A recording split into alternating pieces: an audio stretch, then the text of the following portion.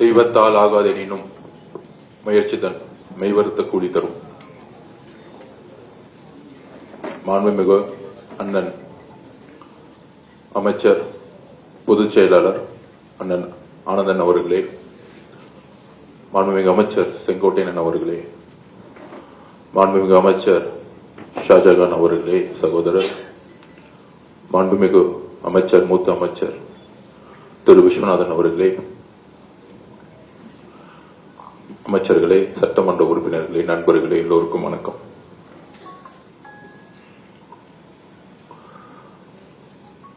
நாளைக்கு சட்டசபை பட்ஜெட் கூட்டத்தொடர். சட்டசபைக்குள்ள போனா மரபுன்னு சொல்லுவாங்க. அந்த மரபை இன்னைக்கு வரைக்கும் உண்மையா கடைபிடிச்சிட்டு இருக்கக்கூடிய இயக்கம் தமிழக வெற்றி கழகம். நமக்கு அனுபவம் இல்லைன்னு சொன்னாங்க, சட்டசபை எதிர்கொள்ள முடியுமான்னு சொன்னாங்க. ஆனால் ஒரு 4 நாள் நடந்துச்சு. முதல்ல அந்த 4 நாள்ல ஒவ்வொரு நாளும் குறைந்தபட்சம் ஒரு 10 இருந்து 15 முறை அவை மீறிய செயலை செய்தது திமுக. திமுகக்கே பாடம் எடுத்தாரு நம்மளுடைய தமிழக முதலமைச்சர், நம்மளுடைய அண்ணன் விஜய் அவர்கள். நம்மளுடைய சட்டமன்ற உறுப்பினர்கள், நம்மளுடைய அமைச்சர்கள் பேசவே முடியல அவங்களால அந்த 4 நாள். இப்ப அடுத்த பட்ஜெட் கூட்டத்தொடர் மானிய கோரிக்கை. அப்ப என்ன கால சூழ்நிலையில் நாம் இங்க இருக்கிறோம், இன்னைக்கு நிக்கிறோம். மே 10, 2026க்கு முன்னு 2026க்கு பின்பு 60 வருஷ அரசியலை தமிழக வெற்றி கழகத்துடைய தலைவரும் சரி, நாமும் சரி, ஒரு மிகப்பெரிய வரலாற்றை மாற்றி அமைச்சோம். அது எல்லாருக்கும் தெரியும். அன்றையிலிருந்து இன்னை வரைக்கும் ஒரு 80 நாள் ஆயிருக்கும். இந்த 80 நாள்ல திமுகவோட அரசியல் முதல்ல என்னன்னா, முதல் கொள்கை அவன் கொள்கை எப்படி தமிழக வெற்றி கழகத்தோட ஆட்சியை கவுக்கிறது. இந்த 80 நாள்ல ஒரே கொள்கை திரு மு.க. ஸ்டாலின் அவர்களுக்கும் திரு உதயநிதி அவர்களுக்கும் இருக்கக்கூடிய ஒரே சிந்தனை. இது நம்ம சொல்லல, திரு மு.க. ஸ்டாலின் அவர்களே சொல்றாரு மீட்டிங்ல, 6 மாசத்துல உங்களுடைய ஆட்சி இருக்காது. 57 எம்எல்ஏ ஜெயிச்சவரு எப்படி 6 மாசத்துல ஆட்சி இருக்காதுன்னு சொல்ல முடியும்? திரு மு.க. ஸ்டாலின் அவர்களுக்கு என்ன எங்க இருந்து எம்எல்ஏ கிடைக்கும்? நம்மள பார்த்து குதிரை பெயருங்கிறாங்க. 57 எம்எல்ஏ இருக்கக்கூடிய மு.க. ஸ்டாலின் எப்படி ஆட்சியை உருவாக்குவார்? எப்படி தமிழக வெற்றி கழகத்தை பார்த்து ஆட்சி இருக்காதுன்னு சொல்ல முடியும்? அதுக்குதான் இந்த குதிரை பேர வழக்கு. திரு செந்தில் பாலாஜிய கரெக்டா போலீஸ் டார்கெட் பண்ணி நம்ம கிட்ட இருக்க எம்எல்ஏ கிட்ட எல்லாம் போன் பண்ணி 50 கோடி கொடுக்கிறேன், 100 கோடி கொடுக்கிறேன், உங்களுக்கே எதிர்காலம் இல்ல, குளத்தூர்ல டோட்டலா தோத்துட்டு வீட்டுல உட்கார்ந்துட்டு இருக்கீங்க. 60 வருஷம் 75 வருஷ கட்சி, 30 வருஷம் ஆளுங்கட்சி, முதலமைச்சரா உங்களுடைய தந்தை திரு மு.க. ஸ்டாலின் அவர்கள், திராவிட முன்னேற்ற கழகத்தோட தலைவர், கொளத்தூர்ல மக்கள் தூக்கி எறிஞ்சிட்டாங்கன்னா இது வரைக்கும் ஏன் தூக்கி எறிஞ்சிட்டாங்கிற ஒரு மெசேஜ கூட அவங்க இன்னும் புரிஞ்சிக்கல. ஒரே ஒரு முறைதான் கொளத்தூருக்கு தலைவர் போனார். அதுல 5 நிமிஷம் கூட பேசல. சேப்பாக்கம் மிஸ் ஆயிடுச்சு அன்னைக்கு, அவ்வளவுதான்.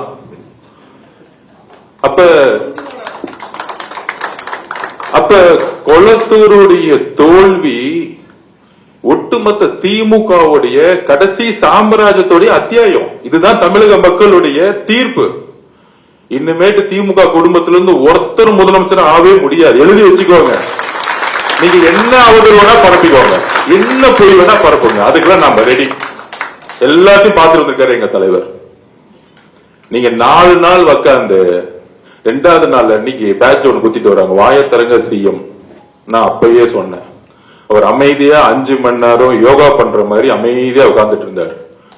என்னைக்கு வாய திறக்க போறோம் அன்னைக்கு நேஷனல் ஹெட்லைன்ஸ், அடுத்த 1 மாசத்துக்கு கதறுவாங்கன்னு நான் 3வது நாள் சொன்னேன்.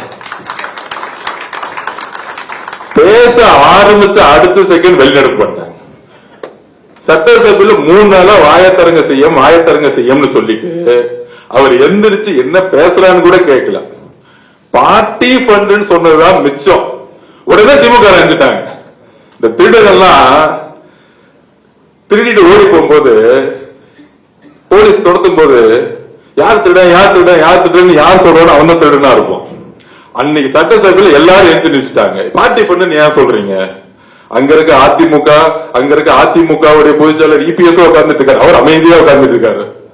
இந்த சண்டையில நம்ம எந்திரிக்க கூடாதுப்பா, நம்ம அமைதியா இருப்போம். ஆனா திமுக எந்திரிச்சு எக்ஸ்போஸ் ஆயிட்டாங்க. அப்ப அவர் பேசுறது கேட்க முடியல. ஏன் முடியலன்னா அதான் ஆதிக்கம். நான் திருப்பியும் பதிவு பண்ண திமுகவுடைய தோல்விக்கு ஆதிக்கம். பண்ணையார் மடத்தணும், நாம இங்க மட்டும்தான் ஆளுங்கட்சி, எங்க அப்பா எங்க புள்ள நாங்க மட்டும்தான் முதலமைச்சர், ஒரு கொத்தடிமை கூட்டம் தான் வந்து அமைச்சர்கள். இப்படி ஒரு சிந்தனையை அவங்க நம்பிட்டாங்க. எலெக்ஷன் முடி ரொம்ப நம்பிட்டாங்க. அடுத்த 26க்கு இப்ப என் டிபார்ட்மெண்ட்ல பாத்தீங்கன்னு வச்சுக்கோங்க, நெடுஞ்சாலை துறையிலையும் பொதுப்பணித்துறையிலையும் 2028 வரைக்கும் டெண்டர் போட்டு போயிருக்காங்க. அட்வான்ஸ் வாங்கிட்டாங்க. கரெக்டா மாசம் ஏப்ரல் மாசம் டெண்டர் போட்டு 2028 வரைக்கும் டெண்டர் போட்டுட்டு அட்வான்ஸ் உனக்கு எல்லாம் வச்சுக்கோ, நான் தான் ஆட்சிக்கு வர போறேன். அப்ப அவங்களுக்கு வந்து என்னன்னா முடிவு பண்ணிட்டாங்க, ஓகே நம்ம தான் அடுத்தது, என் பிள்ளைய தூக்கி அடுத்த முதலமைச்சர் போறேன். ஒரு கடுமையான சிந்தனை வந்துருச்சு அவங்களுக்கு. ஆனா ரிசல்ட் அன்னைக்கு நெஞ்ச மட்டும்தான் புடிச்சுக்கல, அப்படியே ஷாக் ஆயிடுச்சு. உடனே அதிமுக பேச பார்த்தாங்க. அந்த கதையில நமக்கு எல்லாருக்கும் தெரியும். அதுல கூட்டணி கட்சிகளே சொல்லிட்டாங்க, நாங்க அதிமுக, நீங்க அதிமுகவும் திமுகவும் சேர்ந்து பிஜேபி சேர்ந்து ஆட்சி அமைக்க போகுதுன்னு கம்யூனிஸ்ட் தோழர்கள், ஐஎம்எல் தோழர்கள், காங்கிரஸ் தோழர்கள் எல்லாரும் சொல்லிட்டாங்க.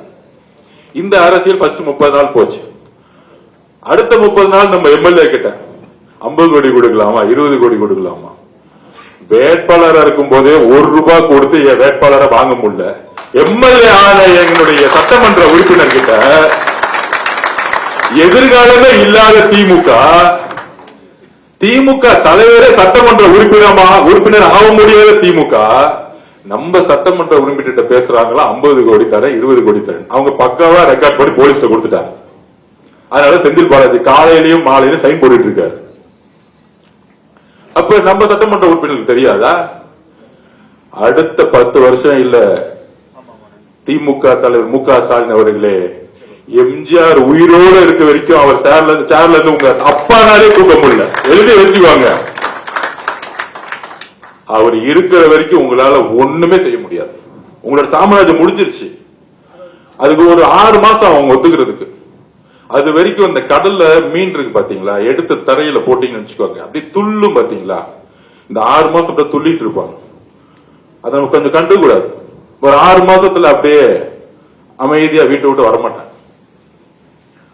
அப்ப திமுக தலைவர் சட்டமன்ற உறுப்பினரா வர முடியல, சட்டசபைக்குள்ள வர முடியல. அடுத்தது யாரு எதிர்கட்சி தலைவராக்கலாம்? நான் உங்களுக்குள்ள ஒரு கூட்டம். எவ்வளவு சிறந்த அறிவாளிகள் இருக்காங்க திமுக, இன்னைக்கு இருக்கிறாங்க. ஆனா திருப்பியும் திரு மு க ஸ்டாலின் அவர்கள் ஒரு எதிர்கட்சி தலைவர்னா என்ன, ஈக்குவல் டு கேபினட் ரேங்கிங், அமைச்சருக்கு ஈக்குவல். தான் புள்ளதான் எதிர்கட்சி தலைவர் ஆகணும். திருப்பி ஒரு பட்டாபிஷேகம், துணை முதலமைச்சர் ஆக்குறது ஒரு பட்டாபிஷேகம், எதிர்கட்சி தலைவராக ஆக்குறது ஒரு பட்டாபிஷேகம். எப்ப லாஸ்ட் 5 வருஷம் சட்டசபைக்கு வராத ஒருத்தரை தூக்கி பட்டாபிஷேகம் பண்ணி எதிர்கட்சி தலைவர். அவரு வந்துட்டு ஃபர்ஸ்ட் 4 நாள் நம்ம பார்த்துட்டு தான் இருந்தோம் என்ன பண்றாரு அப்படின்னு.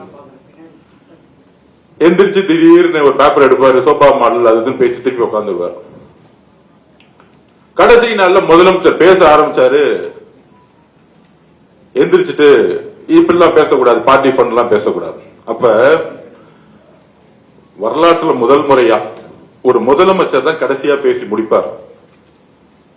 கவர்னருடைய உரைக்கு எல்லா கட்சியோட தலைவர்கள் பேசுவாங்க, எதிர்கட்சி தலைவர் பேசுவாரு, எல்லாத்துக்கும் பதில் வந்து முதலமைச்சர் கொடுப்பார். அதோட சட்டசபை முடிஞ்சிட்டு செய்தி குறிப்பிடாம முடிச்சு வைப்பாங்க. இது எல்லாருக்கும் தெரியும்.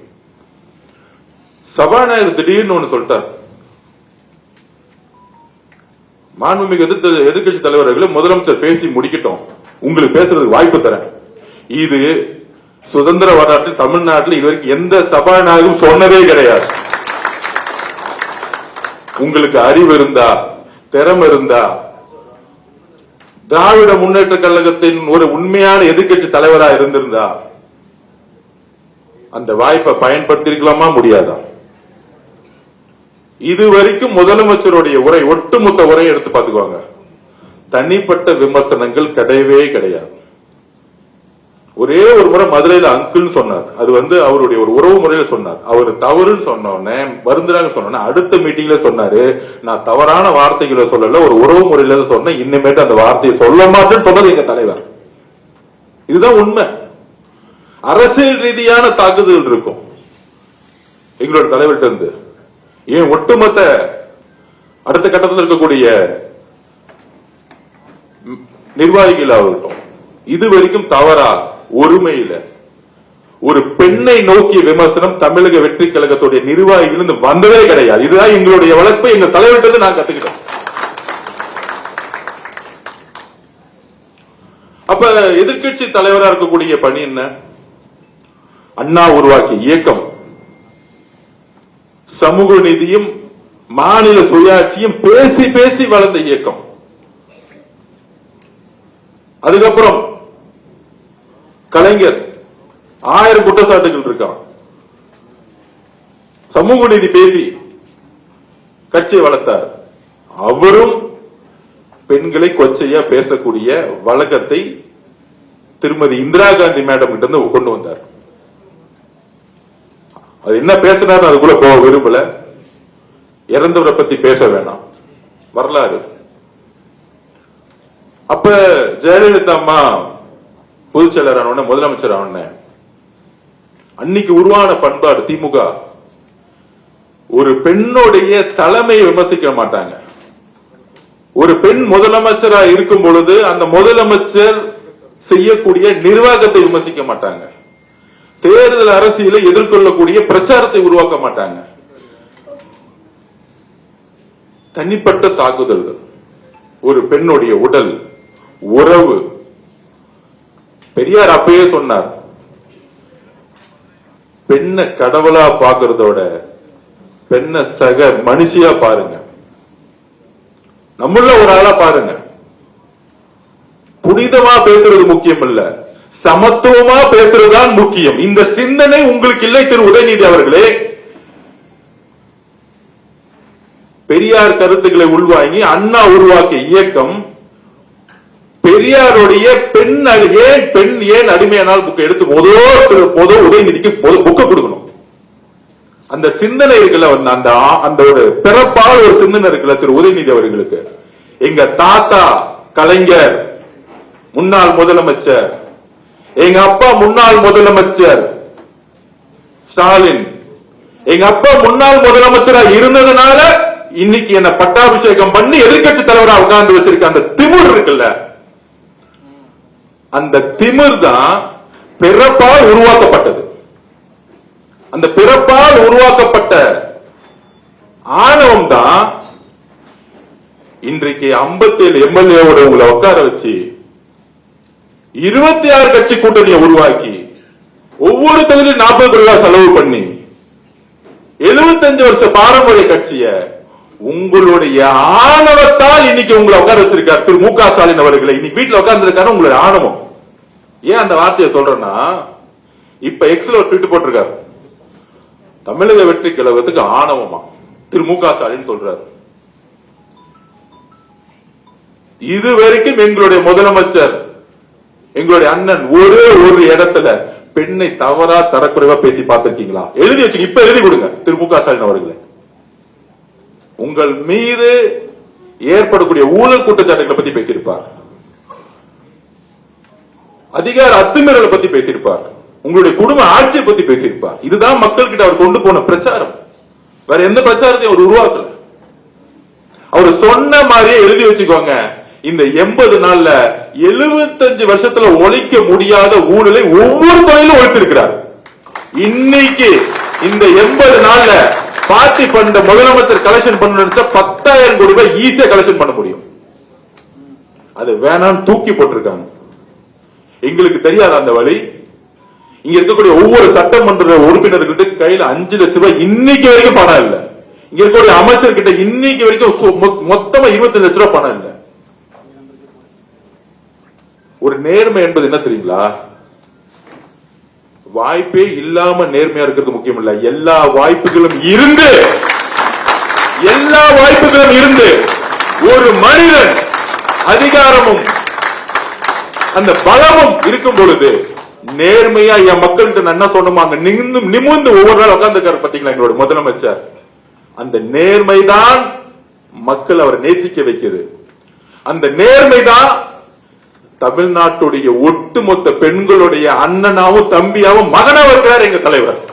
எங்களுடைய நாங்களும் சரி போனவண்ணே அன்பா பெண்கள் ஏன் ஓடி வராங்க? தமிழக வெற்றி கழகம் நான் திருப்பி பதிவு பண்ணோம். கண்டிப்பா ஆளுங்கட்சி ஆகும். கண்டிப்பா மாண்பு முதலமைச்சர் ஜெயிச்சு முதலமைச்சர் ஆக்குவார். 4 மாசம் முன்னாடி நம்பல. அதற்கான காரணம் என்ன தெரியுமா? எல்லாரும் இளைஞர்கள் சொல்லிட்டு இருந்தாங்க. ஏன்னா நம்ம போகும்போது எல்லாரும் இளைஞர்கள் நம்மள வேலை பார்க்கறதுக்காக எல்லாம் ஓடி வருவாங்க. ஆனா அவன் கண்ணுக்கு தெரியாத ஒன்னே ஒண்ணு என்ன தெரியுமா? வீட்டுல இருந்தாங்க பாருங்க, அமைதி புரட்சி பண்ணாங்களே பெண்கள், ஒட்டுமொத்த பெண்களும் இந்த வெற்றியை உருவாக்கியது பெண்கள். திருப்பி பதிவு பண்றோம். நாங்க எங்க ஏன் யாருக்கிட்ட உண்மையா இருக்கணும்?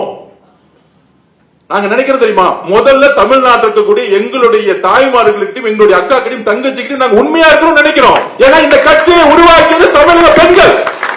எங்க அண்ணனை முதலமைச்சர் ஆக்கியது தமிழக பெண்கள், அதோடு சேர்ந்த இளைஞர்கள். அப்ப ஏன் எங்களுக்கு அந்த உணர்வு வருது? அத இன்னைக்கு சொல்றாரு தமிழக திமுகவுடைய பேட்டி கொடுக்கிறார் RS பாரதி சொல்றாரு, மூத்த தலைவர். அது என்ன, நாங்க எம்ஜிஆர் காலத்திலும் இப்படித்தான் பேசிக்கிட்டு இருந்தோம்,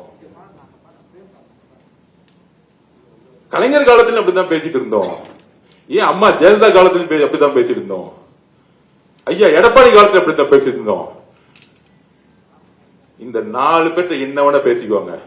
ஆனால் எங்கள் அண்ணன் முதலமைச்சர் பொறுப்பேற்றத்திலிருந்து திரு சி ஜோசப் விஜய் அண்ணன் எங்கள் முதலமைச்சராக இருக்கக்கூடிய பெண்களை நோக்கி விமர்சிக்கக்கூடிய யாரா இருந்தாலும் கைது செய்யப்படுவார்கள். இது ஏன்னா ஒருத்தருக்கான மிரட்டலோ பழிவாங்கலோ கிடையாது. இந்த கலாச்சாரத்தை தூக்கி எறியணும். ஒரு பெண் அரசியல் வரக்கூடாதா? ஒரு பெண் நிருபரம் வரக்கூடாதா? பத்திரிகையில் வரக்கூடாதா? ஏன் உங்களை பார்த்து கொஸ்டின் கேட்டக்கூடாதா? கேட்கிற கேள்வி விட்டுட்டு அவங்க உடலையும் அவருடைய உறவையும் சுக்குநராகக்கூடிய செயலை செய்யறதா திமுக. அப்ப அண்ணா பேசிய சமூக நீதியும் மாநில சுயாட்சியும் தூக்கி எறிஞ்சு இன்னைக்கு ஆபாச நீதியாக ஒரு எதிர்கட்சி தலைவர் உட்கார்ந்துட்டு இருக்காரு. இனிமேல் அவர் ஆபாச நீதி தான் கூப்பிடணும், உதயநிதி கிடையாது. உறுதியாக சொல்றோம். என்ன வார்த்தைகள்! நான் கேட்கிறேன், நான் என்ன பேசுறது தவறுன்னு இன்னைக்கு வரைக்கும் உணரல. வார்த்தைகள் தவறு இருக்கலாம், மனிதன் உணர வேண்டும். தவறு செய்யாத மனிதர்கள் கிடையாது, ஆனால் அது உணரணும். முதல் அந்த உணர்ச்சி இருக்கா? இன்னைக்கு பேசுறாரு, நான் என்ன பேசின? ஒண்ணுமே பேசல. உங்களுடைய அம்மா முன்பும் உங்களுடைய மகள் முன்பும் இந்த வார்த்தையை பேச முடியுமா திரு உதயநிதி அவர்களே? பேச முடியுமா? எல்லோருக்கும் குடும்பம் இருக்கு. எல்லா பெண்களையும் ஒரே மாதிரி பார்க்கணும். எங்க அம்மா பார்க்கிற மாதிரி தான் இன்னொரு அம்மாவை நான் பார்க்க முடியும். அந்த உணர்வு உங்ககிட்ட இல்லை. ஆனா எங்க தலைவருக்கு ஒவ்வொரு பெண்ணையும் தன்னுடைய அம்மாவும் தங்கச்சியாவும் அக்காவும் பார்த்துட்டு இருக்காரு. இதனாலதான் இந்த ரியாக்ஷன். இதுதான் உண்மை. இது அரசியலோ பழிவாங்கலோ கிடையாது. நாங்க எதுக்கு அரசியல் பழிவாங்கணும்? 60 வருஷ வரலாற்றை தூக்கி எறிஞ்சு சிங்கிளா தனியா எங்க சேர்த்திருக்காரு எலெக்ஷன்ல. உங்களை எதிரியாக நாங்க பார்க்கல. எங்க தலைவரை இழுத்து நிக்கிறதுக்கு ஒரு தகுதி வேணும். இன்னைக்கு சேலஞ்ச் பண்றேன் திரு உதயநிதி அவர்களே, உங்க தாத்தாவோட ஐடென்டிட்டி, திமுகவுடைய ஐடென்டிட்டி எல்லாத்தையும் தூக்கி போட்டு உங்க எம்எல்ஏ போஸ்ட் ரிசைன் பண்ணிட்டு வாங்க. எங்க தலைவர் சாமானிய ஒருத்தரை நிப்பாட்டுவார். அதே சேப்பாக்கத்துல சாமானிய ஒரு பெண்ணை நிப்பாட்டுவார். சாமானிய ஒரு பெண்ணை சேப்பாக்கத்துல இன்னைக்கு நாங்க நிப்பாட்டம் கடி சேலஞ்ச் பண்றோம். ஒரே ஒரு முறை எங்க தலைவர் வருவார் பிரச்சாரத்துக்கு, ஒரே ஒரு முறை தான் வருவார். டெபாசிட் வாங்க மாட்டீங்க, எழுதி வச்சுக்கீங்களா? இன்னைக்கு சேப்பாக்கத்தில் எலெக்ஷன் நடந்துச்சுன்னா ஏன் தெரியுமா? திமுக இன்னைக்கு எதிர்கட்சி தலைவரான காரணமே கூட்டணி கட்சினாலதான். கூட்டணி கட்சியோட 20% மைனஸ் வச்சுங்க 10 தொகுதி வச்சிருக்க மாட்டாங்க. கூட்டணி கட்சியில 10 தொகுதி இல்ல. காங்கிரஸ், ஐஎம்எல், கம்யூனிஸ்ட், பிசிக இல்லன்னா திமுக 10 தொகுதி வச்சிருக்க முடியாது. இப்ப ஒட்டுமொத்த கூட்டணி எங்க தலைவர் கூட எங்களோட இருக்கிறாங்க. அப்ப நீங்க உங்களை பார்த்து நாங்க எதுக்கு பயப்படணும்? தேர்தல் ரீதியா நீங்க யார் முதல் எங்களுக்கு? எங்க தலைவர் உங்களை பார்த்து முத பயந்தா தானே வந்து கைது பண்ணணும், சிறை தள்ளணும். அந்த பயம் எங்க தலைவருக்குள்ள. சாமானிய தொண்டர் கூட தமிழக வெற்றி கழகத்துல கன்னியாகுமரிக்கு ஒரு சாமானிய ஒரு பெண்ணு கூட பயம் கிடையாது. உங்களை பார்த்து முடிஞ்சு போச்சு உங்க சாம்ராஜ்யம். எல்லாம் சேர்ந்துட்டாங்க, பெண்கள் ஒட்டுமொத்தமா சேர்ந்துட்டாங்க. நீங்க இது பேசி முடிச்ச அடுத்த செகண்ட் சமூக வலைதள பாருங்க, ஒட்டுமொத்த பெண்களும் பேச ஆரம்பிச்சிட்டாங்க. என்ன பேசுது? ஒரு பொறுப்பு வாய்ந்த எதிர்கட்சி தலைவர் பேசுறதா? ஈக்குவல் டு கேபினெட் ரேங்கிங், அமைச்சர் இடத்துல இருக்கீங்க நீங்க. எதிர்கட்சி தலைவர் யார் இருந்திருக்கா? கலைஞர் இருந்திருக்காரு இடத்துல. என்ன பேச்சுகள் இது? மேடம் ஜெயலலிதா உட்கார்ந்துருக்கா உங்க இடத்துல. எந்த இடத்துல உட்கார்ந்துட்டு இருக்கீங்க? காவேரி பிரச்சனை பத்தி பேசுறோம். காவேரி பிரச்சனை பத்தி நான் சட்டசபையில் நீங்க என்ன வேணா கொஸ்டின் கேளு. அது உடனே சொல்றாங்க அவர் வந்து நாளை சட்டசபையில் வந்து நம்ம கேள்வி கேட்டு வர பயந்துட்டாங்களாம். 4 நாள் நீங்க என்ன கேள்வி கேட்டீங்க எனக்கு தெரியாது. வக்க அந்த இடத்துல சும்மா உட்கார்ந்துட்டு இருந்தீங்க. 4 நாள் நீங்க கேள்வி கேட்டீங்களா எங்களை பார்த்து? நாங்க ரெடி. என்ன கேட்பீங்க? இருமொழி கொள்கையா, நீட் பிரச்சனையா, காவேரி பிரச்சனையா, மேகதாது பிரச்சனையா, சட்டம் ஒழுங்கு பிரச்சனையா? 5 வருஷம் சட்டம் ஒழுங்கு போஸ்கோ சட்டத்தில் எத்தனை பேர் கைது ஆயிருக்காங்கன்னு கணக்கெடுப்போம். நாங்க வந்து 80 நாள் ஆச்சு. 25 வருஷம் ஆண்டது நீங்க. ஒவ்வொரு பயிரை தொட்டாலும் பண்ணதுக்கான எல்லா தவறுகளும் நீங்க. மேகதாது பிரச்சனைக்கு சிம்பிளா சொல்றேன். 15/4/2026, 25/4/2026 சுப்ரீம் கோர்ட்ல தோத்தது யாரு? சுப்ரீம் கோர்ட்ல தோக்கும்போது ஆட்சியில் இருந்தது யாரு? தமிழக வெற்றி கழகம் ஆட்சியில் இருந்தாங்களா? திராவிட முன்னேற்ற கழகம் தான் ஆட்சியில் இருந்தாங்க. அப்ப சுப்ரீம் கோர்ட்ல கேஸ் தோத்துட்டு நம்ம உச்ச நீதிமன்றம் போக முடியாது. அங்க இருக்கக்கூடிய முதலமைச்சர் திரு சிவகுமார் அவர்கள் அணை கட்டணும்னு சொல்றாரு. இது இப்ப மட்டுமா சொல்றாரு? இந்த 30 நாளா சொல்லிட்டு இருக்காரா? 2 வருஷமா சொல்லிட்டு இருக்காரு. அவர் 2 வருஷம் திராவிட முன்னேற்ற கழகம் கூட்டணி இருக்கும்போது சொல்லிட்டு இருக்காரு. அதனாலதான் இது சென்ட்ரல் சப்ஜெக்ட் ஆகி அங்க நீர்வளத்துறை தான் முடிவு எடுக்கணுங்கிறது சுப்ரீம் கோர்ட் 2018 தீர்ப்பு கொடுத்திருக்கு. இரு மாநில பிரச்சனைகள் வரும்பொழுது நேரா டெல்லியில இருக்கக்கூடிய நீர்வளத்துறை கிட்ட தான் போகணும். அப்ப முதலமைச்சர் என்ன முடிவு பண்ணணும்? முதலமைச்சர் சட்ட ரீதியா முடிவு எடுக்கிறார். நம்ம கோர்ட்டுக்கு போவோம். சுப்ரீம் கோர்ட்டுக்கு போக முடியாது. ஏன்னா 2 தட்டி அப்பீல் ஆகி தோத்துட்டோம். அப்ப உடனே சுற்றுச்சூழல்ல கேஸ ஃபைல் பண்ண சொல்லிட்டார். சுற்றுச்சூழல் சர்டிபிகேட், என்வாயன்மெண்ட் சர்டிபிகேட் இல்லாம டேம் கட்ட முடியாது. டெக்னிக்கலி ஃபைல் பண்ணிட்டார். இதை நம்ம சொல்றோம் சட்டசபையில. அதுக்கப்புறம் ட்ரிபியூனல் போவோம். இது திமுக எடுத்த முடிவுதான். சட்ட வல்லுநர்கள் அதான் சொல்றாங்க. இப்ப இருக்க ட்ரிபியூனல் நம்ப முடியல. அவங்க டிபிஆர் அக்செப்ட் பண்ணிட்டாங்க. நம்ம புதுசா ட்ரிபியூனல் போனோம்.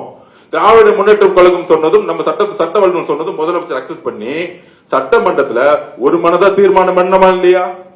அன்னைக்கு திராவிட முன்னேற்றத்துக்கு ஏதாவது கருத்து வேறுபாடு இருந்துச்சா? இல்ல அதிமுக கருத்து வேறுபாடு இருந்துச்சா? எல்லாரும் எந்திரிச்சு ஒரு மனதா தீர்மானம் நிறைவேற்றியாச்சு. ஆனா உடனே 10 நாள்ல 10 வருஷமா மழை பிரச்சனை கிடையவே கிடையாது. இந்த வருஷம் மழை இல்ல. இந்த 10 வருஷமா சொன்ன டைம்ல மழை வந்துச்சு, தண்ணி வந்துச்சு. மழை இல்லாதனால தண்ணி வரல. உடனே அரசியல். தமிழக வெற்றி கழகம் வந்த பிறகு தண்ணி வரல. திருப்பி நம்ம நீர்வளத்துறை அமைச்சர் டிஸ்கஷன் பண்ணி அங்க இருக்கக்கூடிய ஒழுங்காற்றுக்குள்ள உடனடியா அப்ளை பண்ணி அங்க கடுமையா சட்ட வல்லுநர்களை வச்சு நம்மளுடைய கோரிக்கையை சொல்லி அவங்களும் நமக்கு 3500 கனஅடி தண்ணீரை விடுங்கன்னு சொல்லிட்டாங்க. இங்க நம்ம எங்க தோத்துருக்கோம்? தண்ணி விட்டு சொன்ன பிறகு தண்ணி விடல. இது எப்பயுமே கர்நாடகா பண்ணும். உடனடியா உச்ச நீதிமன்றத்துக்கு போறதுக்கான ஆலோசனையை கொடுக்க சொல்லிட்டார் முதலமைச்சர். அந்த டிஸ்கஷன் போயிட்டே இருக்கு. திருப்பி மழை அங்க வந்துருச்சு. அதனால 16,000 கனஅடி 20,000 கனஅடி தண்ணி விட்டு ஆரம்பிச்சிட்டாங்க. அப்ப இந்த காவேரி பிரச்சனைக்கு நம்ம எங்க தவறு செஞ்சிருக்கோம்? அப்ப என்ன மாதிரி சூழ்ச்சி அரசியலை இந்த தமிழகம் மட்டும் உருவாக்குறாங்க, பொய்யான அரசியலை உருவாக்குறாங்க. அதுக்கு 16,000 கனஅடி தண்ணி வர ஆரம்பிச்சிருச்சு. அதுக்கு தஞ்சாவூர்ல போய் பேசுறாராம். தண்ணி அங்க விட ஆரம்பிச்சுட்டாங்க, பேசுறாராம். நம்ம ஏதோ மேகதாது விஷயத்துல நம்ம சரியா பேசணுமா? முதலமைச்சர் கர்நாடகா போறாரு. அவருடைய நோக்கம் என்ன? ஒரே நோக்கம் தான். அவருடைய நோக்கம் இந்த ஸ்டேட்மெண்ட் விடுறது, ட்விட் போறது, பேருக்கு சும்மா ஒரு ஆர்ப்பாட்டம் நடத்தல எங்களுடைய தலைவருக்கு விருப்பமே கிடையாது. செயல். எங்களுடைய தலைவர்னா செயல்படணும்னு சொல்லுவார். அப்ப அவருடைய எண்ணம் என்ன இருந்துச்சுன்னா, நம்ம போய் தண்ணி கேட்டாலும் கொடுக்க மாட்டாங்க, பரவாயில்ல. ஆனால் இந்த காவேரி பிரச்சனையை வச்சு இரு மாநில மக்களுக்கான உறவை நாளைக்கு அரசியல் ரீதியா தூண்ட விட்டு சமூக பதட்டம் உருவாயிடக்கூடாதுன்னு எங்க முதலமைச்சர் நினைச்சார். இதுதான் ரீசன், வேற ஒண்ணும் கிடையாது. இதுதான் ரீசன். அங்க கூடிய சில அமைப்புகள் 2028 தேர்தல் வருது, அப்ப இதை ஒரு பிரச்சனையாக்கி தமிழர்களுக்கும் அங்க இருக்கக்கூடிய தமிழக மக்களும் கர்நாடக மக்களும் எப்பொழுதும் இன்றைக்கும் அண்ணன் தம்பியா நம்ம இருக்கிறோம், உறவுல இருக்கும், அக்கா தங்கச்சியா இருக்கிறோம். அப்ப அந்த சிந்தனை வரக்கூடாது. அவர் எல்லோருக்குமான தலைவர். இங்க எப்படி கன்னியாகுமரியிலும் கிருஷ்ணகிரியிலும் அவர் போகும்போது 5 லட்சம் மக்கள் வருவாங்களோ, அவர் கர்நாடகால இறங்கி பெங்களூர் போகும்போது 10 லட்சம் மக்கள் நிற்பாங்க அவரை பாக்குறதுக்கு. இதுதான் எங்களுடைய தலைவர். அவர் கர்நாடக மக்களுக்கு சேர்ந்துதான் யோசிக்கிறாரு, அந்த மக்களுக்கு சேர்ந்துதான் யோசிக்கிறார். அப்ப 2 மாநில உறவை மேம்படுத்தணும். ஒரு பிரச்சனை வரும் பொழுது உறவு சரியா இருக்கணும். ஒரு முதலமைச்சரே அங்க போகும்பொழுது நாளைக்கு சூழ்ச்சி அரசியல் உருவாக்கி ஒரு கழகம் உருவாகாம இருக்கணும்னா, என் மகனே வந்துட்டு கண்ணலா இருக்கக்கூடிய ஒரு தாய் சொல்லுவாங்க, ஏன்பா இந்த பண்றீங்கன்னு சொல்லுவாரா, சொல்ல மாட்டாங்களா? இந்த அரசியலுக்காக தான். இது என்ன பெரிய நம்ம அங்க போக கூடாதுன்னு இருக்கு. நம்ம ஒரு உறவு முறையில போவோமே, இது நம்ம கர்நாடகா, நம்ம மக்கள், ஏன் மக்கள் தானே அவங்களும், கேரளால இருக்க மக்களும் ஏன் மக்கள் தான் நினைக்கவே எங்க தலைவர். இதுல என்ன தவறு? நீங்க அரசியலா பாக்குறீங்க, அவர் சகோதரத்தை வளர்க்கறதுக்காக கர்நாடகால போகணும்னு நினைச்சார். இதுதான் உங்களுடைய குறுகிய மனப்பான்மை. இதுதான் பதில். ஏன் எங்க தலைவர் அங்க போய் பார்க்கணும்னு உடனே போக கூடாது. ஆனா இந்த திமுக சூழ்ச்சி அரசியல் பாருங்க, காங்கிரஸ் இருக்க அண்ணனுக்கு தெரியும். கூட்டணி இருக்கும்போது அதே திரு சிவகுமார் அவர்கள் 2026 திமுக ஜெயிக்கணும் பிரச்சாரத்துக்கு வந்தார். அவர் இங்க பிரச்சாரத்துக்கு வந்தார். அப்ப நீங்க திரு சிவகுமார் அவர்களை மீட் பண்ணக்கூடாதுன்னு உங்களுக்கு ஏன் தோணல? வந்தாரா இல்லையா பிரச்சாரத்துக்கு? திரு சபரேஷ் அவர்களும் உதவிகளும் கூட்டு போய் சிவகுமார் அவர்களை பிரச்சாரத்துக்கு கூட்டிட்டு வந்தாங்களா இல்லையா?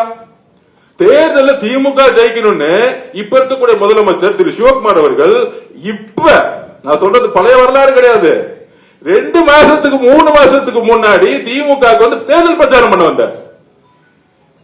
இப்ப தெரியுதா மேகதாது அரசும் காவிரி அரசும் எடுத்து என்ன மாதிரி அரசியல் உருவாக்கணும்? இதெல்லாம் ஏன் தெரியுமா உருவாக்குறாங்க? இதுலயும் அரசியல் இருக்கு. கூட்டணி கட்சிகளா இருக்கக்கூடிய நம்மளுடைய உறவுகள் கம்யூனிஸ்ட் கட்சி கிட்ட இவங்களுக்கு ஐடியாலஜி கிடையாது, கொள்கை கிடையாது, இவங்க எல்லாம் பிஜேபி டீம் அப்படின்னு ஒரு பொய்யான பிரச்சாரத்தை உருவாக்கி இவங்களுக்குள்ள நமக்குள்ள ஒரு கலகத்தை மூட்டி ஆட்சியை கவுக்குறாங்க. அதுக்குதான் நீட்டோட நிலைப்பாடை முதலமைச்சர் தெளிவா சொல்லிட்டார். நாங்கள் நீட்டை எதிர்க்கிறோம். கரெக்டா? நீட் இருக்கவே கூடாது, அதான் எங்க நிலைப்பாடு. கல்வியை மாநில பட்டியல் கொண்டு வரணும், இதுதான் சொல்யூஷன், ஃபைனல் சொல்யூஷன். அது எப்ப நடக்கும் எழுதி வச்சுக்கோங்க. 2029 எங்க தலைவர் முடிவு பண்ணுவார் யார் பிரதம மந்திரி. அன்னைக்கு சட்டம் வரும் பார்லிமெண்ட்ல. முதல் சட்டம் நீட்டை ஒழிக்கப்பட்டது. முதலமைச்சருடைய ஒரே சைலண்டா பண்ணிட்டு போயிட்டே இருப்பார். அவர் எப்பயுமே அதிகமா பேசவே மாட்டார். அது ஒரு உதாரணம் சொல்லிடுவா. சில தலித்துல இருக்கவங்க நிறைய குரல் கொடுப்பாங்க. ஆம்ஸ்டாங் படுகொலை எல்லாரும் போராடினாங்க 3 வருஷம். பெரிய பெரிய அறிவுச்செல்விகள் எல்லாம் உட்கார்ந்து போராட்டம் பண்ணிட்டு இருப்பாங்க சினிமா துறையில. அண்ணனுக்கு சட்டம் ஒழுங்கு, இங்க இருக்கவங்களே பழைய அமைச்சர்களே அவங்களை கொண்டுட்டாங்க, நீதி விசாரணை வேணும், சிபிஐ விசாரணை வேணும். இது வரைக்கும் ஆம்ஸ்டாங் அண்ணனை பத்தி எந்த போராட்டம் எங்க தலைவர் கலந்துக்கல. ஆனா சைலண்டா வாட்ச் பண்ணிட்டே இருப்பார். முதலமைச்சர் ஆனாரு, வந்தாரு, சுப்ரீம் கோர்ட்ல போயிட்டு சிபிஐ என்கொயரி தான் வேணும்னு சொல்லிட்டு ஃபைல க்ளோஸ் பண்ணிட்டு போயிட்டாரு. 3 வருஷம் நாடகம் மாறிட்டு இருந்தாங்க. ஆம்ஸ்டாங் அண்ணன் படுகொலைக்கு சிபிஐ என்கொயரி வேணும். யாரு இது? யாருக்காக நம்ம அண்ணன் பண்ணா தெரியுமா? அவங்களுடைய மனைவி இருக்காங்களே, அவங்களுடைய ஒரே கோரிக்கைக்காக. வேற எந்த அரசியலும் கிடையாது. வேற எந்த அரசியலும் கிடையாது. யாரா இருந்தாலும் கைது செய்யுங்க. அது முன்னாள் அமைச்சரா இருக்கட்டும், யாரா இருந்தாலும் கைது செய்யுங்க. நேர்மையான விசாரணை தான் வேணும். ஆம்சாங்கனுடைய மனைவியோடைய கோரிக்கை என்ன? அவங்களுக்கு ஒரு நியாயம் வேணும் கிடைக்கிறாங்க. 3 வருஷமா போராடுறாங்க. கரெக்ட் தானே? செஞ்சிருவோம், முடிஞ்சிச்சு. ஒரே மெசேஜ், அது செஞ்சிருங்க. இதுதான் எங்க தலைவருடைய அரசியல். எழுதி வச்சுக்கோங்க. செயல் செயல் செயல் தான் எங்களோட தலைவர். உங்களை மாதிரி உட்கார்ந்துகிட்டு சும்மா இந்த ஆர்ப்பாட்டம், இந்த போராட்டம், மக்கள் முன்னாடி நடிப்பு, மீடியா அரசியல் தெரியாது. உணர்வுள்ள அரசியல். அப்ப நமக்கு எந்த தலைகணமும் இல்ல, நமக்கு எதிரிகளே இல்லைன்னு சொல்ல வரல. தேர்தல் அரசியலில் எங்க தலைவருக்கு தெரியும் எப்படி வெற்றி பெறணும்னு. எங்களுக்கு அதனால எங்க தலைவருக்கு யாரை பார்த்தாலும் பயம் கிடையாது. அவர் சொல்லுவார், ஒருவேளை நம்ம நேர்மையா இருப்போம், ஒருவேளை ஆட்சியே கவர்ந்தாலும் என்ன அர்ஜுன் 3 மாசம் எலெக்ஷன் வரும், நம்ம 234 தொகுதி ஜெயிக்கிறதுக்கான வேலையை பண்ணுங்க. நம்ம கூட்டணி கட்சிகள் சொல்லுங்க, எதுக்கு நம்ம பயப்படணும்? நம்ம கூட்டணி கட்சி தலைவர் சொல்லுங்க. ஏன் மனசுல நேர்மை இருக்கும் போது நான் எதுக்கு பயப்படணும்? இதுதான் எங்களுடைய தலைவர். அப்படி இருக்கும் பொழுது கலைஞர் பேரனா இருந்தான்னு, ஸ்டாலின் மகனா இருந்தான்னு, கொஞ்ச நாளுக்கு முன்னாடி இவங்க பிஜேபியில இருந்து ஒருத்தவங்க வந்து கம்ப்ளைண்ட் பண்ணாங்க. அப்துல்லா, நம்ம பேர் என்னப்பா?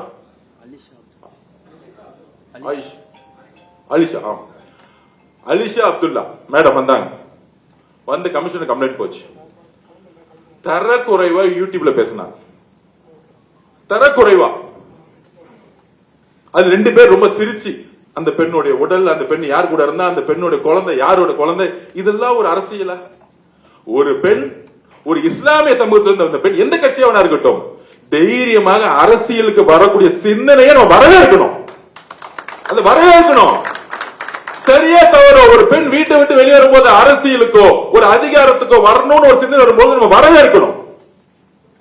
தவறுகள் செய்தால் நம்ம அரவணைக்கணும். ஏன்னால் இதுதான் உண்மையான சமூக நீதி. ஒரு பெண் அதிகாரத்துக்கு வரக்கூடிய ஒரு சமூக நீதி தான் பெரியார் கனவு கண்டார், அண்ணா கனவு கண்டார், புரட்சியாளர் அம்பேத்கர் கனவு கண்டார். அப்போ ஒரே ஆக்ஷன், அவங்க 2 பேரும் அரெஸ்ட் பண்ணிருங்க. திமுக தான், பக்கா திமுக. அதே சட்டம் தான் நீங்க மகனும் சூட்டிய முக ஸ்டாலின் உங்க மகனா இருந்தாலும் ஒரே சட்டம் தான் எங்களுக்கு. மனுநீதி சோழனுடைய ஆட்சி நடந்துகிட்டு இருக்கு. தான் மகனா இருந்தாலும் சட்டம் தன் கடமையை செய்யும் சொல்லக்கூடியவர் தான் எங்களுடைய முதலமைச்சர். தமிழக வெற்றி கழகத்தை தவறு செய்யும் போது அடுத்த செகண்ட் பொதுச்செயலர் கட்சி விட்டு நீங்க அரசு பண்ணணும்னு சொல்லிடுவார். இது வரைக்கும் 3 பேர் அரசு பண்ணிருக்காங்க. அந்த மாதிரி தமிழக வெற்றி கழகத்துடைய நிர்வாகிகள் யாரும் நிக்கல. அப்ப இந்த கட்சியை உருவாக்கியது நாங்கெல்லாம் அமைச்சராக இங்க அமர்ந்திருக்கிறதுக்கு முக்கிய காரணம், ஏன் எங்களுடைய தலைவரை முதலமைச்சர் ஆக்கியதே தமிழ்நாட்டுடைய பெண்கள். அப்ப அந்த பெண்களை கொச்சையாக பேசும் பொழுது யாராக இருந்தாலும் சட்டப்படி நடவடிக்கை எங்களுடைய முதலமைச்சர் எப்படியும் எடுப்பார். அதுக்காக எந்த போராட்டம் நாங்கள் எதிர்கொள்ள ரெடியா இருக்கிறோம். ஏன்னா இது தமிழக பெண்களுடைய கோரிக்கை. நேற்றிலிருந்து ஒட்டுமொத்த நேஷனல் மீடியாவும் ஒரு எதிர்க்கட்சி தலைவருக்கு இப்படி பேசலாமா? டிஸ்கஸ்டிங் ஸ்பீச்சஸ் நேற்று வந்து ஆரம்பிச்சிட்டாங்க, ஆர்குமெண்ட் ஆரம்பிச்சிட்டாங்க. நம்மளுடைய மீடியா தான் லேட்டா இருந்திருப்பாங்களே, காலைல இருந்து ஆரம்பிச்சாங்க. பெண்கள் எல்லாம் சமூகத்துல இறங்கி அடிக்க ஆரம்பிச்சிட்டாங்க. என்னது திமுக, பழைய திமுக, இந்த இதுக்கு முற்றுப்புள்ளி வைங்க. 50 வருஷ திமுக இந்த பெண்களை நோக்கி இழிவா பேசக்கூடிய அரசியலை முற்றுப்புள்ளி வைங்க. தைரியம் இருந்தா எங்க தலைவரை விமர்சிக்கணும்னா அவர் முகத்தை பார்த்து ஒரு தவறு சொல்லி அரசியல் பண்ணி ஜெயிச்சிருங்க. எந்த காலத்துல வாய்ப்பு கொடுக்கவே மாட்டார் அவர். உங்களுடைய அரசியல் எல்லாத்தையும் தூக்கி போட்டுதான் ஜெயிச்சுட்டு வந்திருக்காரு. அப்ப இது மாதிரி ஒரு விமர்சனத்தை உருவாக்குனா ஒரு அட்டென்ஷன் கிடைக்கும். இதுதான் வந்து ஒரு கேவலமான பிறப்பாலே அந்த பிரச்சனை இருக்கு அவருக்கு. அவர் நல்ல டாக்டர் அனுப்பணும், சைக்காலஜி டாக்டர் அனுப்பணும். இதுதான் உண்மை. மனநல மருத்துவருக்கு திரு உதயநிதி அனுப்பணும். ஓபனா சொல்றேன், உண்மை. ஒரு பெண்ணை நோக்கிய பார்வை இருக்கு பாத்தீங்கன்னா, அந்த பார்வை எங்க இருந்ததுன்னா பிறப்புல இருக்கும் போது ஏதோ பிரச்சனை இருந்தா தான் வரும். அந்த மாதிரி எங்க அம்மா அப்படி பார்க்க முடியுமா? எங்க அக்காவை தங்கச்சி அப்படி பார்த்து பேச முடியுமா? சொல்ல முடியுமா? சொல்ல முடியாது, சொல்ல வராது. உங்க குடும்பம் மட்டும் உங்களுக்கு புனிதமும் பெருமைன்னா எங்க தலைவர் தமிழ்நாட்டில் எல்லா பெண்களையும் புனிதமும் பெருமையா பார்ப்பார். அவங்களை நீங்க டச் பண்ணீங்கன்னா குரல் கொடுப்பார், யாராக இருந்தாலும். அதான் சொன்னேன் நான். ஆலிஷா மேடத்தை கம்ப்ளைண்ட் வாங்கணும்னு ஆக்ஷன் எடுத்தாங்க இல்லையா? யாரா இருந்தா உடனே விமர்சனம். இந்த பத்திரிகை அந்த பத்திரிகை அதெல்லாம் அந்த மஞ்சள் பத்திரிகை எல்லாம் முதல் ஒழிச்சு விடணும். எல்லா பத்திரிகை யார் யாரெல்லாம் பெண்ணை நோக்கி விமர்சனம் பண்றாங்களோ தவறு அது. ஒரு பெண் வீட்டை விட்டு வரும்பொழுது, அதிகாரத்துக்கு வரும்பொழுது, எம்எல்ஏ மினிஸ்டர் வரும்பொழுதோ இல்ல தொழில்துறையில் வரும்பொழுதோ அவங்கள நீங்க உடல் மொழியா கை வச்சாலே அடுத்த செகண்ட் கொஸ்டின் வரும். ஏன் இங்க இருக்கக்கூடிய இங்க எக்ஸாம்பிள் சொல்லிடுறேன். இங்க தொழில்துறை அமைச்சர் கூடிய கீர்த்தனா மேடம் அப்பப்ப கடுமையான விமர்சனம் வரும் திமுக ஐடி விங். அதுக்கான காரணம் என்ன தெரியுமா? இப்ப நான் உண்மையை சொல்றேன். தொழில்துறையில லாஸ்ட் 5 வருஷமா ஒவ்வொரு நிறுவனங்களுக்கும் ஒவ்வொரு பாலிசி எடுத்திருக்காங்க. அதாவது ஒரு நிறுவனுக்கு ஒரு சப்சிடி பாலிசி, இலவசம், டாக்ஸ்ல ரிலாக்ஸ், இது மாதிரி. இன்னொரு நிறுவனங்களுக்கு லேண்ட் ஃப்ரீயா கொடுக்குது. இது ஒரு ஊழல், பெரிய ஊழல். இந்த ஊழலுடைய ஃபைல் எடுக்கிறாங்க. அந்த ஊழல் பண்ண அமைச்சர் யாரு? முன்னாடி டிஆர்பி ராஜா. டிஆர்பி ராஜா இன்னைக்கு எந்த பொசிஷன்ல இருக்காங்க? திமுக ஐடி விங்கோட செக்ரட்டரி. இப்ப புரியுதா? திமுக ஐடி விங் செக்ரட்டரி ஏன் ஒரு பெண்ணை இந்த அமைச்சரை டார்கெட் பண்றாங்கன்னு தெரியுதா? ஏன்னா அந்த ஊழல் வெளியே வந்துடக்கூடாது. வெளியே வந்துச்சுன்னா அவர் மாட்டிக்குவார். அப்ப ஒருத்தரை நெகட்டிவ் பண்ணு, அந்த கேரக்டர் நெகட்டிவ் பண்ணு, அந்த பெண் அமைச்சரை நெகட்டிவ் பண்ணு. அப்ப திமுக ஒட்டுமொத்த ஐடி விங் செயல்படும். சிறு சிறு தவறுகளை சாரி சொல்லிட்டு போறதா நம்மளோட சட்டமன்ற உறுப்பினர். ஆமாங்க, அந்த தவறு செஞ்சுட்டாங்க, மன்னிச்சுக்கோங்க. உங்களை மாதிரி ஊழல் கொள்ளடிச்சு உங்களை மாதிரி எல்லா அநியாயம் பண்ணக்கூடிய சட்டமன்ற உறுப்பினர் நம்ம கிட்ட கிடையாது. தவறுகள் செய்தால் சாரின்னு சொல்லிட்டு போயிட்டு அடுத்த தவறு செய்யாம போயிட்டே இருப்பாங்க. we are learners. நாங்கள் கற்றுக்கொண்டு இருக்கிறோம்.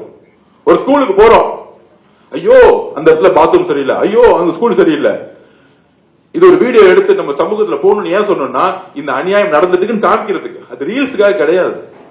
அப்ப அது தவறுன்னு சொல்லும் பொழுது ஆமா இந்த தவறை நாங்க செய்ய மாட்டோம், புரோட்டோகால் படி ராங் சொல்லும் போது இனிமேல் தவறு செய்ய மாட்டோம். திருந்தி இதுக்கு மேல என்ன ஊழல், என்ன குற்றச்சாட்டு இருக்கு?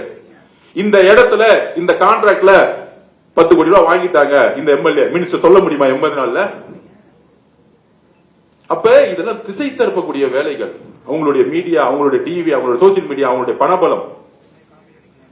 அதனால நம்ம விளக்கம் சொல்றதை விட்டுட்டு நம்ம 60 நாள் அமைதியா அரசியல் ரீதியா பயணம் பண்ணவே. பட்ஜெட் வருது, மானிக்கு வருது, அதுக்கான டிராப்ட் பண்ணிட்டு இருந்தோம். தலைவர் சொல்லிட்டாரு வரக்கூடிய பட்ஜெட் ஒவ்வொரு துறையிலும் அடுத்த 50 வருஷத்துக்கான அடித்தளத்தை உருவாக்கக்கூடிய ஒவ்வொரு டிமாண்டை உருவாக்குன்னு சொல்லிட்டாரு. சிம்பிளா முடிச்சுட்டாரு. ஒவ்வொரு ரிவ்யூ மெட்டீரியலையும் இந்த ரொம்ப பழைய பாலிசி இருந்துச்சுன்னா முதல் டிஸ்ட்ராய் பண்ணிடுங்க, புதுசா உருவாக்குங்க. நீங்க சொல்ல ஃபுல் ஃப்ரீடம். ஒரு முதலமைச்சர் இது வரைக்கும் சட்டமன்ற உறுப்பினர் பார்த்தோம், அமைச்சரை பார்த்தோம், இல்ல நீங்க அந்த கமிஷன் வாங்கிட்டு என் வீட்டை வந்து கொடுங்கன்னு சொன்ன முதலமைச்சர் எங்களுக்கு கிடையாது. சொன்ன வார்த்தை ஒவ்வொரு துறையும் அடுத்த 50 வருஷத்துக்கான நல்ல வளர்ச்சியை உருவாக்கக்கூடிய ஒரு டிமாண்ட கொடுங்க. உங்களுக்கு ஃபுல் சுதந்திரம் கொடுத்துட்டார். கூட்டணி கட்சிகிட்ட கேட்டு பாரு, இது வரைக்கும் இந்த துறையில் உங்ககிட்ட ஏதாவது தலையிட்டு பேசியிருப்பாரு? இதுதான் உண்மை. இந்த மாதிரி ஒரு சுதந்திரம் எந்த தலைவரும் கொடுத்ததில்லை. ஏன்னா உண்மையாக சொல்றேன், நான் பார்த்ததே சொல்றேன், நம்ம அண்ணனுக்கு அவர் மேல அளவு பெரிய நம்பிக்கை இருக்கு. அதனாலதான் அவருக்கு இன்செக்யூரிட்டியே கிடையாது. இவங்களுக்கு எல்லாம் பாத்தீங்கன்னு வச்சுக்கோங்க, இந்த திமுக தலைவர்களுக்கு எல்லாம் யார பார்த்தாலும் சந்தேகம், ஒரே நெகட்டிவ். இந்த சிந்தனை தான் அவங்க இந்த தோல்வி காரணம். இப்ப கூட பாருங்க, பொய்யா பரப்புறாங்க, பழி வாங்கல். நாங்க எதுக்கு பழி வாங்குறோம்? ஈக்குவலா இருந்தா பயம் வரும். எங்க தலைவர் கிட்டத்தட்ட அங்க போய் எங்க 1000 கிலோமீட்டர்ல எங்கேயோ நின்றுட்டு இருக்காரு, நீ இன்னும் வீட்டுல உட்கார்ந்துட்டு இருக்கீங்க. வீட்டுல உட்கார வச்சுட்டோம், ஆல்ரெடி உங்க அப்பாவே உட்கார வச்சுட்டோம். நீங்க என்னப்பா என்ன 5 நிமிஷம் போதும். சேப்பாக்க ஜெயிச்சதுக்கு காரணம் ஐஎம்மும் காங்கிரஸும். அதையும் சொல்லிருக்கேன். இஸ்லாமிய சகோதரர்களுடைய ஓட்டு அதுவும் முடிஞ்சு போச்சு. இனிமேல் சேப்பாக்க நிக்க சொல்லுங்க. திருவாரூர்ல நிக்க முடியாது. அண்ணன் போயிட்டாரு காங்கிரஸ்ல இருந்து, அண்ணனை போட்டாச்சு, இறங்கி வேலை பாருங்க அப்படின்னு. 234 தொகுதியில உங்களுக்கு சிந்திச்சு பாக்குறாங்க. நெக்ஸ்ட் டைம் எலெக்ஷன் வந்து எங்கேயுமே ஜெயிக்க முடியாது. அப்போ ஒன்லி அவங்களுக்கு தெரிஞ்சதெல்லாம் அந்த கோயபல்ஸ் பிரச்சாரம் தான். பொய்யா பேசு, புரட்சி, கொள்கை, இந்த கதையெல்லாம் விட்டுட்டே இருப்பாங்க. மக்களுக்கு இவங்களுடைய மொழியிலிருந்து வெளியே வந்துட்டாங்க. எழுதி வச்சுக்கோ, இவங்க பேசுறது மக்களுக்கு புரியல, விலகி நின்ட்டாங்க. இந்த கைதுக்கு அப்புறம் ஆபாச நிதியை புரட்சியாளராக மாத்துறதுக்கு திமுக ஐடி செயல்பட்டு கைது செய்யப்பட்டார். 8 மணிக்கு போலீஸ் போறாங்க. தைரியமான ஆளா இருந்தா என்ன பண்ணிருக்கணும்? வீட்டை விட்டு ரூம் விட்டு 8:15 வந்திருக்காரு. இப்ப என் வீட்டுக்கும் போலீஸ் வந்தாங்க. சார் நான் வீட்டிலே தான் இருக்கேன், என்ன விடுங்க. ஒரு நேரத்தில் திமுக பிரச்சாரம் பண்ணாங்க, விஜய் அவர்களை கைது செய்ய போறோம், எஃப்ஐஆர் போட போறாங்க. 3வது நாள் சொன்னார், நீங்க என் ஆளெல்லாம் டச் பண்ணாதீங்க, நான் வீட்டில தான் உட்கார்ந்து இருக்கேன், எனி டைம் வாங்க. அந்த நேரம் ஒட்டுமொத்த கவர்மெண்ட் திரும்பி நிக்குது. நான் வீட்டுல கேமரா பார்த்து சொன்னார், முதலமைச்சர் பார்த்து. 8 மணி காவல்துறை காலைல போயிருக்கு. போன உடனே 8:15 வெளியே வந்துட்டு, நான் ட்ரெஸ் மாத்திட்டு வரேன், டாய்லெட் போயிட்டு வந்துடுறேன். இது நமக்கு தேவைதான், இது ஒரு அடிப்படை கடமை. 8:15 போனவரு 10:15 வரைக்கும் டாய்லெட் மட்டும் வெளியே வரல. என்ன ஒரு புரட்சியாளர், டாய்லெட் புரட்சியாளர் திரு உதயநிதி அவர்கள். காலமும் நேரமும் எப்படி 24 மணி நேரத்தில் உன்னுடைய ஆணவத்தை அடக்குது பாத்தீங்களா? என்ன தெரியுமா, அதாவது இது சிறை செல்வது நம்மளுடைய நோக்கம் இல்ல, அது உயர் நீதிமன்றத்திலேயே முதலமைச்சருடைய குறிக்கோள் சொல்லிட்டார். நம்மளுடைய கவர்மெண்ட் அட்வொகேட் சொல்லிட்டாரு, அவரை நாங்க சிறை செய்தெல்லாம் நாங்க கைது செய்யல, விசாரணைக்கு தான் நாங்க கூட்டிட்டு போறோம், என்ன கம்ப்ளைண்ட் ஆயிருக்கு. சிறை செய்து உங்களை தள்ளுற அளவுக்கு தேவையில்லாம நம்ம ஜெயில வர செலவு பண்ணணும், சாப்பாடு கொடுக்கணும், இதெல்லாம் தேவையில்லாத வேலை. அதெல்லாம் அவ்வளவு பெரிய ஆள்லாம் கிடையாது. வடிவேல் படத்துல என்னையும் ஜெயிலுக்கு தட்டாங்க, என்னையும் ஜெயிலுக்கு தட்டாங்கன்னு நிறைய கூட்டம் திமுக இன்னைக்கு எல்லா தெருவில் அப்படிதான் சுத்திட்டு இருந்தாங்க. அதுவும் பாருங்க, உதயநிதிக்காக வேலை ஏறணுமே தெரியல, வரும்போதே போட்டோகிராபர் வீடியோகிராபர்லாம் போட்டுட்டு கரெக்டா வண்டியில ஒரு கொடியை பிடிச்சிட்டு நானும் ஜெயிலுக்கு போறேன்பா அப்படிங்கிற மாதிரி தான் அவர் ஐடிவிங்க திமுக. உணர்வற்ற திமுக இன்னைக்கு. கட்சி தலைமைக்கும் தொண்டர்களுக்கும் உணர்வே கிடையாது. சும்மா போலியா உருவாக்குறது, இதெல்லாம் காசு கொடுத்து கூட்டத்தை கூட்டிட்டு வர்றது. அப்ப 8:15 10:15 வரைக்கும், அதாவது நேத்து ஒரு பெண்களை அருவருப்பா பேசி அசிங்கமாக பேசிய உதயநிதி அவர்கள் இன்னைக்கு டாய்லெட் 2 மணி நேரம் உட்கார வச்சுட்டாங்க பாத்தீங்களா? அதுதான் காலமும் நேரமும். உங்க ஆணவம் இருக்கு பாத்தீங்களா? உங்க ஆணவத்தை டாய்லெட்ல உட்கார வச்சாங்க பாத்தீங்களா? வாழ்க்கை முழுசும் என்னைக்கு மறக்கவே மாட்டார் டாய்லெட் 2 மணி நேரம் உட்கார்ந்தது. போலீஸ் வெயிட் பண்ணிட்டே இருக்காங்க, என்னப்பா இவ்வளவு நேரம் டாய்லெட் போயிட்டு இருக்காரு. தைரியமா இருந்தாலும் என்ன பண்ணிருக்கணும், 8:15 வாங்க போலாம், விசாரணை தானே போலாமே, என்ன இருக்கு. நீங்க தான் தப்பே பண்ணலையே, உங்களுடைய மொழி எடுப்புல நான் என்ன தப்பு பண்ணேன், ஒண்ணுமே தப்பே பண்ணலையே. அதாவது மனிதரா இருக்கவர்கள் நம்ம தவறு செஞ்சுட்டா, ஆமா அந்த நேரத்துல நான் தவறு செஞ்சுட்டேன், நான் வருந்துகிறேன்னு சொல்லிட்டு போயிடுவாங்க. ஆகச்சிறந்த தலைவர்கள் மேடம் ஜெயலலிதாவே, ஆமா தவறு நடந்துச்சு விட்டுருங்க. ஆனா வெளியே சிரிச்சிட்டு நான் எந்த தவறு செய்யலன்னு சொல்றாரு பாத்தீங்களா? இதுதான் ஆணவத்துடைய உச்ச கொடுமை. நம்ம சட்டப்படி கோர்ட்ல அவர் சிறை செல்லணும் பண்ணல, நியாயப்படி பெண்கள் முன்பு யாரு தவறு செய்தாலும் கைது செய்யப்படாலும் பெண்களுக்காக எங்க தலைவர் குரல் கொடுத்தார். இதுதான் எங்களுடைய தலைவர், யாரா இருந்தாலும் சரி. இந்த மெசேஜ் என்ன தெரியுமா, இனி வரும் காலங்களில் எதிர்கட்சி தலைவரையே கைது செய்யறோம். இனிமேட்டு இந்த சோசியல் மீடியால இருக்கிறவங்க, இந்த மஞ்ச பத்திரிகை நடத்துறவங்க, என்ன இந்த ட்விட்டர்ல டூப்ளிகேட் ஐடி வச்சிருக்கிறவங்க, இன்ஸ்டாகிராம் டூப்ளிகேட் ஐடி வச்சிருக்க திமுக வச்சிருக்காங்களா, எல்லாத்தையும் தேடி பிடிச்சி பெண்களை நோக்கி விமர்சனம் வந்தா உடனடியே கைது செய்யுங்க. இதுதான் தமிழகத்துடைய முதல் கொள்கை. ஊழல ஒழிச்ச மாதிரி பெண்களை அருவருப்பா பேசக்கூடிய கலாச்சாரத்தை ஒழிக்கக்கூடிய ஒரு ஆட்சியை உருவாக்கணும். அதுதான் எங்களோட தலைவர். இவ்வளவுதான் சிந்தனை. அது எந்த பெண்ணா இருந்தாலும் சரி, இதுதான் முதல் கொள்கை. பெண்களுக்கான பாதுகாப்பையும் பெண்களுக்கான செக்யூரிட்டியும், அவங்க தைரியமாக வெளியே பணி செய்யக்கூடிய எந்த ப்ரொபஷனல், பொலிட்டிக்கலா இருக்கட்டும் மீடியாவா இருக்கட்டும், எந்த ப்ரொபஷனல் தைரியமா வெளியே வரணும். அப்படி இருந்தா அவங்களுக்கு யாரெல்லாம் முடக்க பாக்குறாங்களோ அவங்க கைது செய்யப்படும். அப்ப இந்த கலாச்சாரத்தை ஒழிக்கணும். அதுக்குதான் இந்த கைது. அதுலயும் விசாரணை. ஏன் விசாரணை பண்ணக்கூடாதா?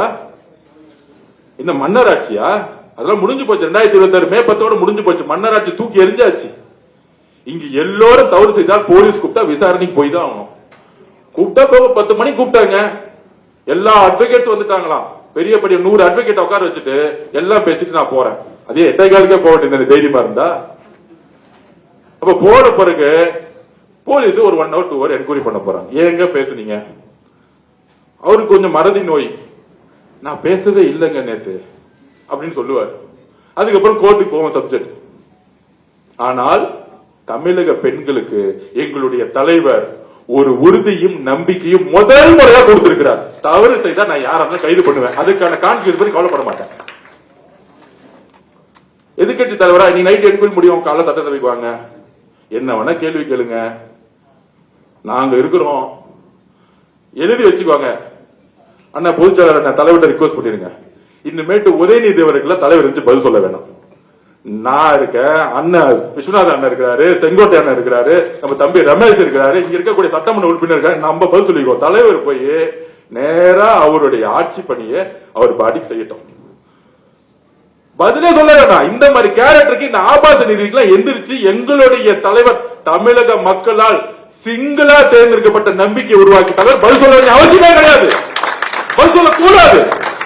தயவு செஞ்சு தீர்மானம் போடுங்க. இனிமேட்டு எதிர்கட்சி தலைவர் எந்திரிச்சு சத்தம், அண்ணா நீங்க தான் அவை தலைவர், நீங்க தயவு செஞ்சு சொல்லிடுங்க, நீங்க எந்திரிச்சு பதில் சொல்லுங்க போதுங்க, இல்ல நம்ம ரமேஷ் போதுங்க, நாம போதும், அண்ணன் இருக்கிறார், விஸ்வநாதன் அண்ணன் இருக்கிறார், நம்ம பாத்துக்கலாங்க. அப்ப நம்ம பாத்துக்கலாம். தலைவர் வளர்ச்சியை நோக்கி அரசியலை உருவாக்கட்டும், நம்ம அரசியலை பாத்துக்குவோம். நீங்க அவரை, அதாவது திமுக காரங்க இறங்கிட்டாங்க சொல்றாங்க, எங்க பார்த்தாலும் போராட்டம், ஒண்ணும் இல்ல. எங்க பொதுச் செயலாளரும் சரி, நாங்களும் ஜஸ்ட் கண்ணு காமிச்ச ஒட்டுமொத்த ஜென்சி ரோட்ல இறங்கினா மகனை ஒருத்தன வீட்டு இருக்க மாட்டீங்க, ஒருத்த வீட்டு இருக்க மாட்டீங்க. அமைதியா ஒருத்தர் அமைதியா இருந்தா ரவுடிசம்லாம் வேலைக்கு ஆகாது. பசங்க இறங்கினாங்கன்னா ரவுடிசம்லாம் வேலைக்கு ஆகாது. நாங்க அமைதியா ஜெயிச்சிட்டோம், மக்களை முன்னேற்றணும், இளைஞர்களுக்கு வேலை வாய்ப்பு இல்ல. எங்க தலைவர் என்ன வச்சுக்கிறாரு, 55% இளைஞர்கள் இருக்காங்க, வேலை வாய்ப்பை உருவாக்கணும். அவங்க அரசியல பயன்படுத்துறது மட்டும் நம்ம குறிக்கோள் இல்ல, இளைஞர்களுக்கான வேலை வாய்ப்பை உருவாக்கி முன்னேற்றம் நினைச்சிட்டு இருக்காரு. அப்படி ஒரு அரசியல் தலையீடு அவருக்கு வந்து டிஸ்டர்ப் பண்ணா, நாங்க இருக்கிறோம், மற்ற அமைச்சர்கள் இருக்காங்க, சட்டமன்ற உறுப்பினர் இருக்காங்க, இது அண்ணன் தீர்மானமே அண்ணன் கொடுத்துருங்க. நாளை வந்து உக்காரட்டும், அவர் எந்திரிச்சு பேசுறதுக்குள்ள என்ன வேணா பேசட்டுமே. ஏன்னா 30 வருஷம் ஆட்சி, 50 வருஷம் கழிச்சு எல்லா தப்பையும் அவங்க தான் பண்ணிருக்காங்க. நீட்டு அவங்க தான் முதலமைச்சர் இருந்தாங்க, 5 வருஷம் என்ன பண்ணாரு? மு.க. ஸ்டாலின் என்ன போராட்டம் பண்ணாரு? உதயநிதி அவர்கள் மெரினா பீச்ல என்ன 50 நாள் உண்ணாவிரதம் இருந்து செத்து போறோமே ஆக்சிஜன் ஏற்றிட்டு வந்தாரா? கேக்குற 50 நாள் ஏதாச்சும் மெரினால வந்து உண்ணாவிரதம் இருந்தாரா? போயிட்டு டெல்லியில உண்ணாவிரதம் இருந்தாருல்ல, அவர் மாதிரி 30 நாள் உண்ணாவிரதம் இருந்தாரா? அனிதாவுடைய இறப்புக்கு எங்களுடைய தலைவர் செல்லும் போதே என்ன நினைச்சிருப்பாரு, ஒரு நாள் பாராளுமன்றத்தில் நீட் விளக்கப்படும், அதுக்கு நான் என்னுடைய குரலை கொடுப்பேன் அன்னைக்கு நினைச்சிருப்பாரு. அது நடக்கும், எழுதி வச்சுக்கோங்க. தமிழ்நாட்டில இருந்து வரக்கூடிய குரல் ஒரு நாள் 2029 பாராளுமன்ற தேர்தலுக்கு பின்பு இந்த நீட்டை ஒழிக்கக்கூடிய முதல் சட்டத்தை எங்களுடைய தலைவர் வலியுறுத்துவார். அது நடக்கும், அது நடக்கும். அவரை பத்தி உங்களுக்கு தெரியாது, அது நடக்கும். ஆனந்தனுக்கு தெரியும், அவர் நினைச்சா நடக்கும். அவர் நினைச்சிட்டார் நீட்டே இருக்கூடாது, நினைச்சிட்டார் நீட் இருக்காது. அதனால நம்ம ரெடி ஆயிடுவோம். திமுக காரங்க ஏ ஓய் ஊன்னு கத்துவாங்க, எல்லாம் லைவ்ல போட்டாச்சு, அவங்க எக்ஸ்போஸ் ஆகட்டும். நம்ம உறுதியா டிமாண்ட், மானிய கோரிக்கை, முன்னேற்றம், மக்கள் முன்னேற்றம் போக்கஸ் பண்ணுவோம். அதுக்கு மேல தவறு செய்தா இந்த கிரவுண்ட்ல ஃபுட்பால் மேட்ச் எல்லாம் பாத்துப்பீங்க, பவுல் அடிச்சா ஆட்டத்தை விட்டே போயிடுவாங்க. ஆல்ரெடி அப்பா தவறு செஞ்சாரு, ஆட்டத்தை விட்டு போயிட்டார். அடுத்தது அவர் புள்ள பவுல் அடிச்சுக்கிட்டே இருக்கு, ஆட்டத்தை விட்டு போறாங்க. நம்ம இறங்கி ஆட போறோம். இப்ப இல்ல, அடுத்த 50 வருஷத்துக்கு தமிழக வெற்றி கழகம் மட்டும்தான் இங்க இருக்கும். அதோட சேர்ந்து கூட்டணி கட்சி இருக்காங்க, தனியானே 35%, கூட்டணி வேற வந்துட்டாங்க 20%. குறைந்தபட்சம் தலைவர் பிரச்சாரம் பண்ண 65% நம்ம ஜெயிக்க போறோம். 65% எலெக்ஷன் வச்சு கவலையே படாதீங்க. முன்னாடி தலைவரை கூட்டிட்டு போயிட்டு பிரச்சாரம் பண்ணதான் பிரச்சனை. அண்ணா வாயில சொன்னா கூட்டிட்டு போயிட்டு வரதான் பிரச்சனை, இட்டுட்டு போயிட்டு வருது. இப்ப பிரச்சனையே இல்ல. கரூர் வந்தாரு, 5000 போலீஸ் பாதுகாப்பு கரெக்டா கொடுத்தாங்க. எந்த வழி மறுக்கப்பட்டதோ அதே வழியில ரோட் ஷோ பண்ணார், அதே இடத்துல பிரச்சாரம் பண்ணிட்டு வந்தார். அப்ப இது எல்லாம் அவர் நினைச்சா நடக்கும், ஆனா பேசவே மாட்டார். அவர் பேசும்போது அவங்க காண போயிடுவாங்க. இதுதான் அவருடைய வரலாறு. அதனால அவங்க காணா போறதுக்கான எல்லா வேலையும் செஞ்சுட்டு இருக்காங்க. நம்ம நம்பிக்கையா உறுதியா விசாரணை நடக்கட்டும். கிளீனா சொல்லிட்டாங்க, விசாரணை முடிஞ்சோன்னு வீட்டுக்கு அனுப்பிச்சிருவோம். சிறை செல்லக்கூடிய பழக்கம் எங்களுக்கு கிடையாது. எங்களுக்கு யாருமே எதிரியா நினைக்கக்கூடிய பழக்கமே கிடையாது. எங்களுக்கு அந்த பயமே கிடையாது. எந்த கட்சியை பார்த்து போய் தனியா நின்று நாங்க ஜெயிச்சிட்டோம், கூட கூட்டணி வேற இருக்கு, எதுக்காக ஒருத்தரை பார்த்து நாங்க பயப்படணும், எதுக்காக ஒருத்தர் சரி சொல்லணும்? இதுதான் நான் திருப்பி திருப்பி பதிவு பண்றேன். அதனால நாம் மிகப்பெரிய வெற்றிகளை பெற போறோம். இவங்களுடைய பொய்யையும் இவங்களுடைய சூழ்ச்சிகளையும் தூக்கி எறியறதுக்கு நமக்கு நிதானமும் பொறுமையும் ஒற்றுமையும் வேணும். இது எல்லாம் தலைவருக்கு ஒரு பலமா இருக்கும். தலைவரோட பலத்துக்கு நான் திருப்பி சொல்றேன், அடுத்தது 50 வருஷத்துக்கு பக்கத்துல நிக்கிறதுக்கு யாருமே கிடையாது. அதனால நம்ம சட்டசபையில நிமிர்ந்து போவோம். ஏன்னா நம்ம நேர்மையானவர்கள். நம்ம தலைவர் ஒரு மிகப்பெரிய நேர்மையான ஆட்சி உருவாக்கி இருக்கார். நன்றி, வணக்கம்.